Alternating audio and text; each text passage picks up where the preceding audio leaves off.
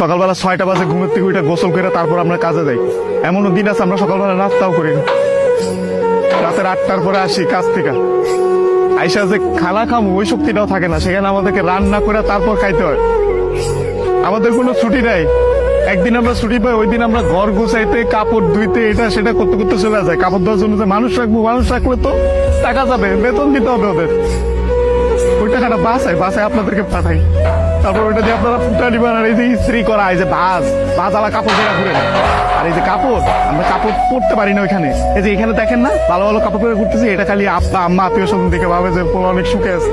ওখানে তো জামা কাপড় পরার টাইমই পাই না আমরা। কখন জামা কাপড় পরবো? সারাদিন তো ইউনিফর্ম পরে টাকা লাগে। রাতের বেলা খাওয়ার পরে এই যে 5টা মিনিট মা বোন বাপের সাথে কথা বলি, ওইটাই আমাদের জীবনে সারাদিনের সুখ। সারাদিন কষ্ট করে ওই যে 5টা মিনিট মায়ের সাথে কথা বলবো, এটার জন্য 16 ঘন্টা 18 ঘন্টা করে আমাদের চাকরি করা হয়।